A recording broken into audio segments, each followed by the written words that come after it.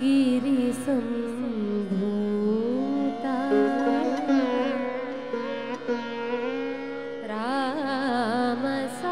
रामसागर गामिनी पुनाति भुवनं पुण्या पुनाति भुवनं पुण्या रामायण महानदी रामायण महानदी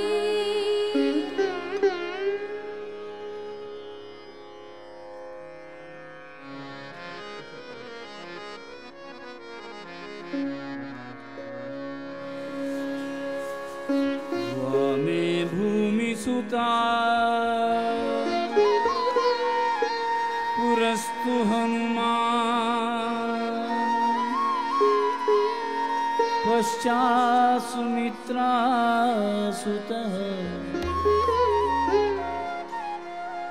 वामे भूमिसुता पुरस्तु हनुमान् पश्चात् सुमित्रासुतः शत्रुघ्नो भरतश्च पार्श्वदलयोः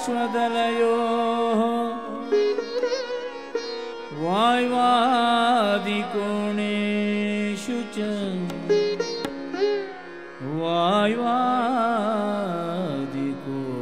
वायुवादिकोणेषु च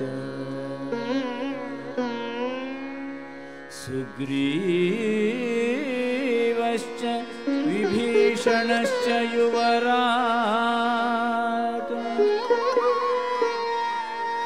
तारासुतो जाम्बवान्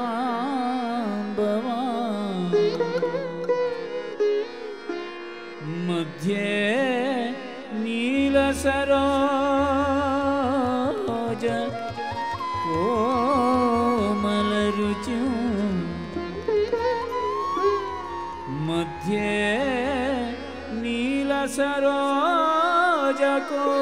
नीलसरोजकोमलरुचिं रामं भजे श्यामलं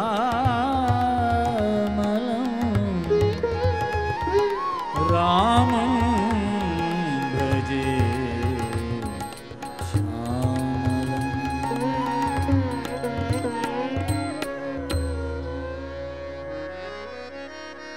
दूरीकृत सीतार्तिः प्रकटीकृत रामवैभवस्फूर्तिः दूरीकृत सीतार्तिः प्रकटीकृत रामवैभवस्फूर्तिः दारित दशमुखकीर्तिः दारित दशमुखकीर्तिः पुरतो मम भातु हनुमतो मूर्तिः पुरतो मम भातु हनुमतो मूर्तिः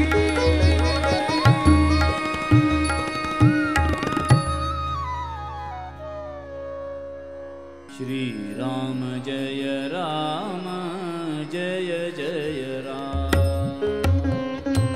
श्रीराम जय राम जय जय राम श्रीराम जय राम जय जय राम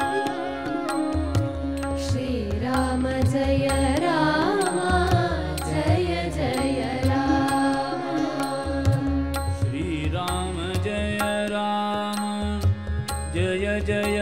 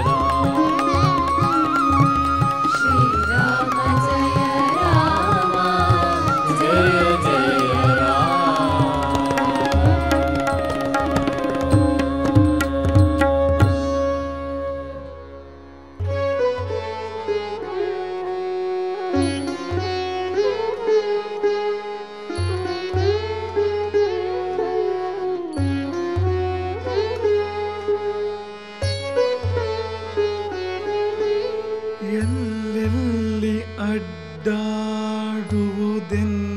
ಮನವು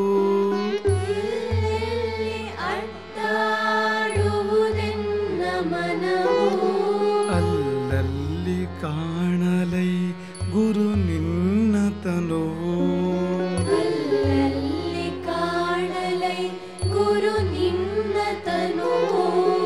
ಎಲ್ಲಿ ತಲೆ ಬಾಗಿಸುವೆನಲ್ಲಲ್ಲಿ ನಿತ್ಯ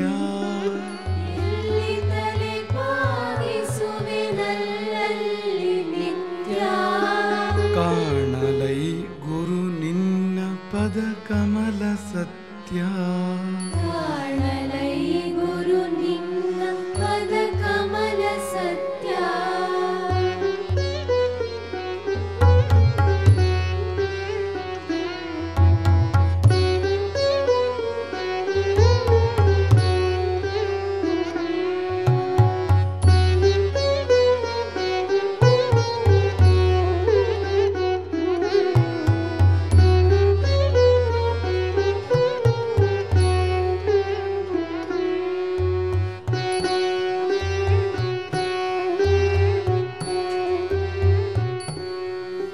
पुरः प्राञ्जलीनाञ्जनेयादि भक्तान्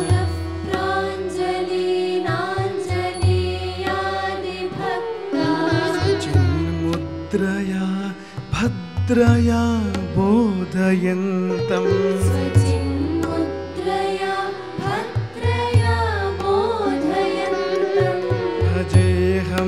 भजेऽहं सदा रामचन्द्रं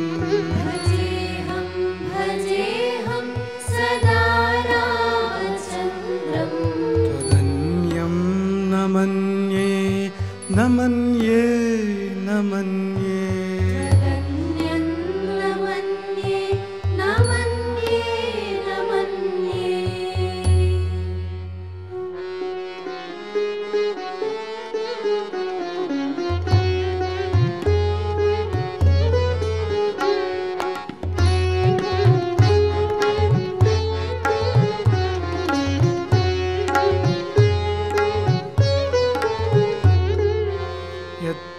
यत्र रघुनाथ कीर्तनम्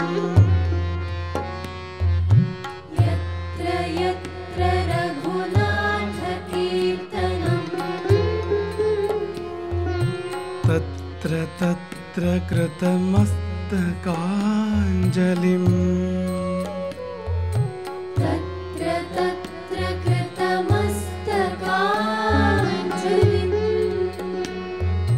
बाष्पवारि परिपूर्णलोचनम्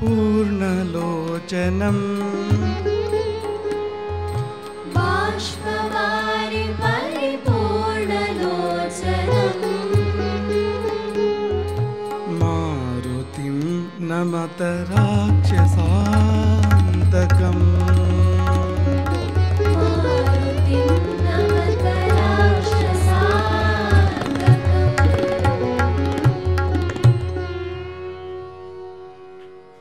ಆದಿಕವಿ ವಾಲ್ಮೀಕಿ ಮಹಾಮುನಿಯನ್ನು, ಅನಾದಿ ನಾಯಕ ಪ್ರಭು ಶ್ರೀರಾಮಚಂದ್ರನನ್ನು, ಅವನ ಅನನ್ಯ ಸೇವಕ ಶ್ರೀ ಆಂಜನೇಯನನ್ನು ಎದೆಯೊಳಗೆ ಧರಿಸಿ ಕಥೆಗೆ ಉಪಕ್ರಮಿಸ್ತಾ ಇದ್ದೇವೆ. ಆರಂಭದಲ್ಲಿ ಒಂದು ಸಣ್ಣ ವಿಶೇಷ.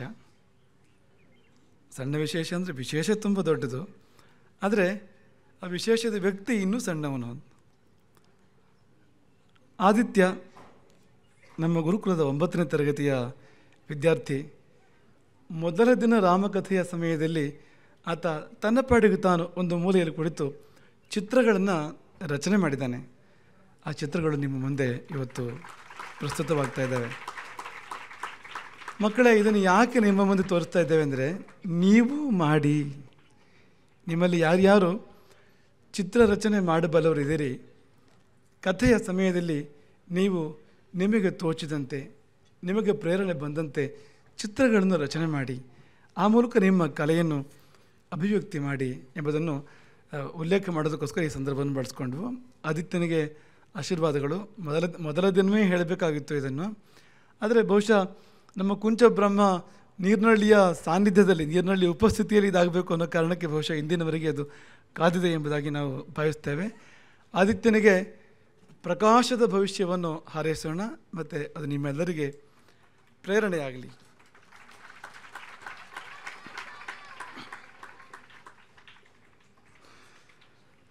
ಸ್ವಯಂ ಪ್ರಭೆಯ ಕಥೆಯನ್ನು ನಿನ್ನೆ ನಾವು ಕೇಳಿದ್ದೇವೆ.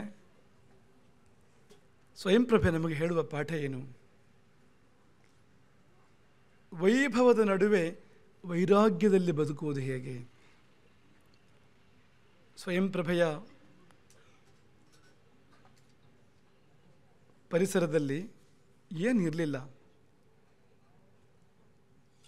ಸ್ವರ್ಣ, ರಜತ, ಮುತ್ತು, ರತ್ನಗಳು ಎತ್ತ ನೋಡಿದ ರತ್ನ ಇಂಥದ್ದು. ನಿನ್ನೆ ನಾವು ನಿಮಗೆ ಹೇಳಿದ ಹಾಗೆ ಬಂಗಾರದ ವೃಕ್ಷದಲ್ಲಿ ಬಂಗಾರದ ಹೂವು, ಅದರೊಳಗೆ ಬಂಗಾರದ ಮಧು, ಅದನ್ನು ಹೀರುವ ಬಂಗಾರದ ಭ್ರಮರ ಎಂಬಂತೆ ಇದ್ದಂಥ ವಾತಾವರಣದಲ್ಲಿ ಆಕೆ ಕಾಷಾಯ ವಸ್ತ್ರದಲ್ಲಿ ಅಥವಾ ನಾರು ಬಟ್ಟೆ ಕೃಷ್ಣಾಜನದಲ್ಲಿ ಇದ್ದುಕೊಂಡು ತಪಸ್ಸು ಮಾಡ್ತಾಳಲ್ಲ. ಹಾಗಾಗಿ ಒಂದು ಪಾಠ, ವೈಭವದ ಮಧ್ಯೆ ವೈರಾಗ್ಯದಲ್ಲಿ ಬದುಕಲಿಕ್ಕೆ, ಸರಳವಾಗಿ ಬದುಕೋದಕ್ಕೆ ಕಲಿ. ಇನ್ನೊಂದು ಸಂದೇಶ ಇದೆ ಅಲ್ಲಿ. ಗುಹೆಯೊಳಗೆ ಸ್ವಯಂ ಪ್ರಭೆ ಇದ್ದಳು, ಆ ಒಂದು ಸ್ವರ್ಣ ಸಾಮ್ರಾಜ್ಯ ಇತ್ತು. ನಮ್ಮೊಳಗೂ ಒಂದು ಗುಹೆ ಇದೆಯಂತೆ, ಹೃದಯ ಗುಹೆ. ಪ್ರತಿಯೊಬ್ಬ ಮನುಷ್ಯನ ಹೃದಯ ಗುಹೆ, ನಿಹಿತಂ ಗುಹಾಯಾಮ್, ಅಲ್ಲಿ ಒಂದು ಸ್ವರ್ಣ ಸಾಮ್ರಾಜ್ಯ ಇದೆಯಂತೆ, ಒಂದು ಆನಂದ ಸಾಮ್ರಾಜ್ಯ ಇದೆಯಂತೆ. ಅದನ್ನು ಧ್ಯಾನದ ಮೂಲಕ ಪಡೆದುಕೊಳ್ಬೇಕು. ಏಕಾಗ್ರತೆಯ ಮೂಲಕ, ತನ್ಮಯತೆಯ ಮೂಲಕ, ಭಕ್ತಿಯ ಮೂಲಕ, ಧ್ಯಾನದ ಮೂಲಕ ನಾವು ಆ ಸಾಮ್ರಾಜ್ಯವನ್ನು ಕಾಣಲಿಕ್ಕೆ ಸಾಧ್ಯ ಇದೆ. ಎದ್ದು ಎಲ್ಲಿಯೂ ಹೋಗೋದು ಬೇಡ, ಅಚಲವಾಗಿ ಕೂತ್ಕೋಬೇಕು. ಇವತ್ತು ನಾವು ಅದನ್ನೇ ನಾವು ನೆನಪು ಮಾಡ್ಕೊಳ್ತಾ ಇದ್ವು. ಮೊದಲು ಕೂರುವುದನ್ನು ಅಭ್ಯಾಸ ಮಾಡಬೇಕು ನಾವು. ಮೈ ಕೂತರೆ ಮನಸ್ಸು ಕೂರೋದು, ಮನಸ್ಸು ಕೂತರೆ ಜೀವನ ಕೂರೋದು ಅಂತ.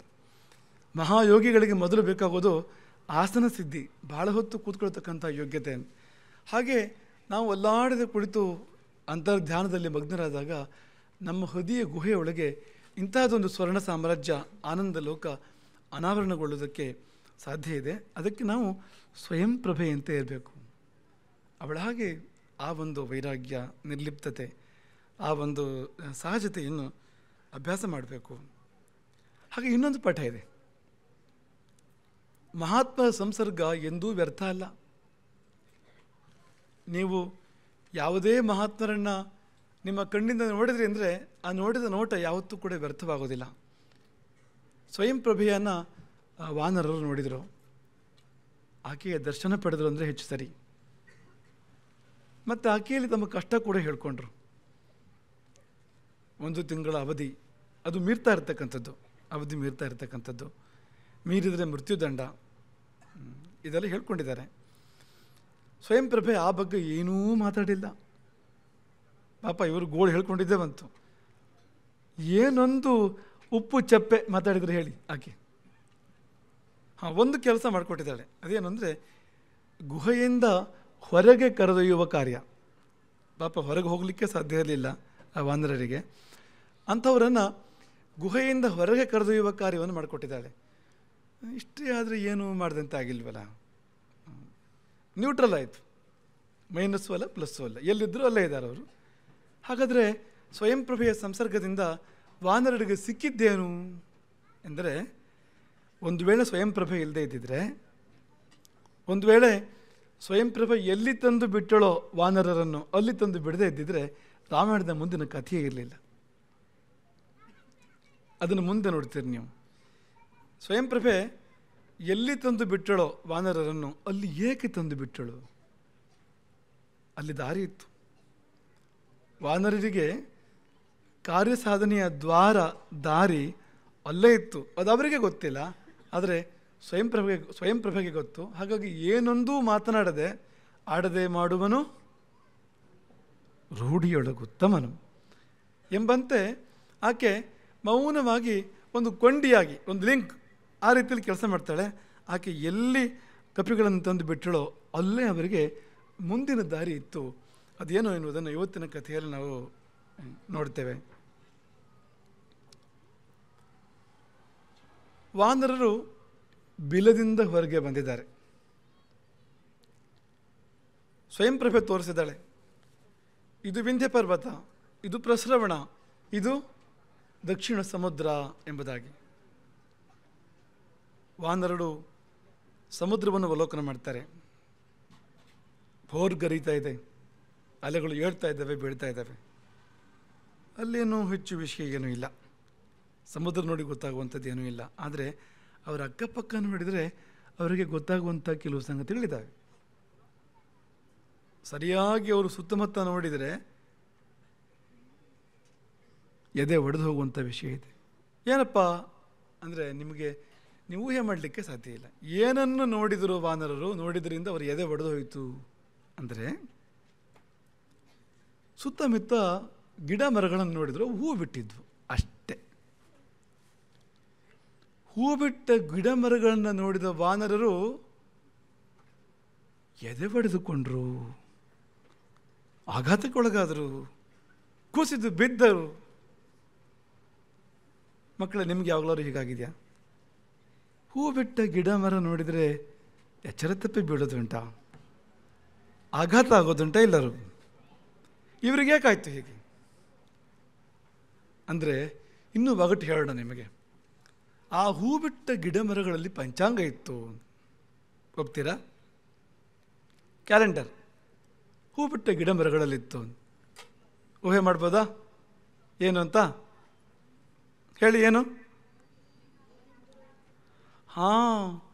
ಒಂದು ತಿಂಗಳ ಅವಧಿ ಕಳೆದಿದ್ದು ಆ ಗಿಡಗಳು ಬಿಟ್ಟ ಹೂವುಗಳನ್ನು ನೋಡಿದಾಗ ಅವ್ರಿಗೆ ಗೊತ್ತಾಯಿತು ಅಂತ.